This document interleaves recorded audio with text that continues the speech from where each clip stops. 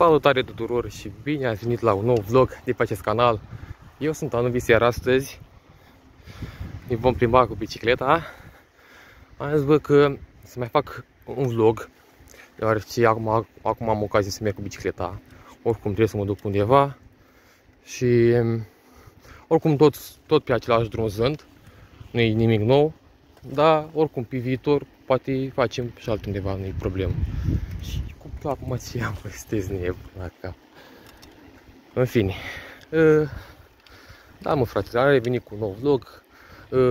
Vlogul ăla pe care l-am pus o bubuit rău de tot, adică aproape 2000 de vizionări, sunteți nebun la cap. Deci vă mulțumesc, am zis, bă, hai să mai fac un vlog pentru voi, pentru că n-ai, ce aveți, măi. A fost bubuială cu vlogul ăla. Nu a fost cine știe ce vlog, dar uite că am bubuit-o leacă, na, cu vizionările, da? Și pentru asta vă mulțumesc. Și da, acum ne mai plimbăm una alta, n-avem ce faci.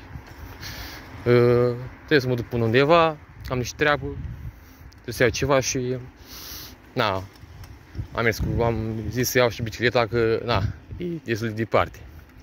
Dar oricum fac jumătate de oră până acolo, nu e problemă.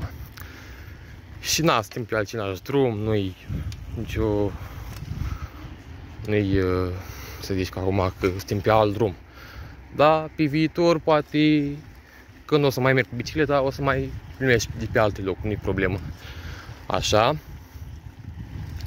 Și, bă, cu postatul, cu live-urile, nu știu sigur când o să mai fac live-uri.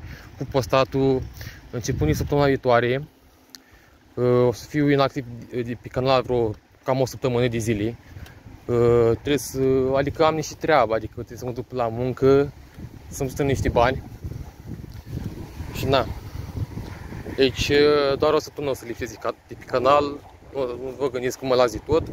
Doar o săptămână o să mă las, poate, nu știu, poate am să filmez niște clipuri în weekendul ăsta și poate eu o să le las pe canal, nu știu, unul luni, unul miercuri și așa mai departe, ca să nu vă las fără clipuri, deci na. Și na, mă, fraților, băi, ce să mai zicem, cam atât stă treaba. Vreau să vă zic că nu pot face, o să fiu inactiv de pe YouTube cam o săptămână de zile. Deci doar o săptămână, nu o să lipsesc mai mult. Trebuie să mă duc la treabă o săptămână, să fac niște bani și am să revenim după postatul. Deci, da.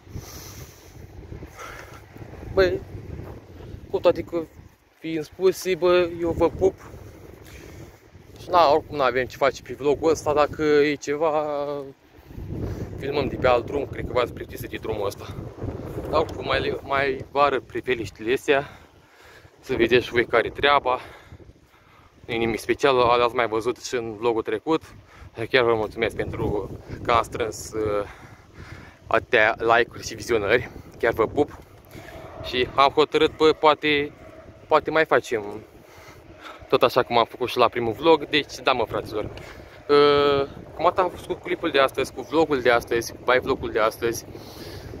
Dacă mai vreți vloguri de genul, vloguri de genul, intrați acolo să apăsați butonul de like, de subscribe, să apăsați pe clopoțel pentru a primi notificate și când postez, un follow pe Instagram și aveți și Discordul meu în descriere, să-mi dați acolo un alt pe Discord, în caz că vreți să vorbiți cu mine, în caz că nu aveți Instagram, puteți, dacă aveți Discord, e cel mai bine, e foarte bine și cu Discord.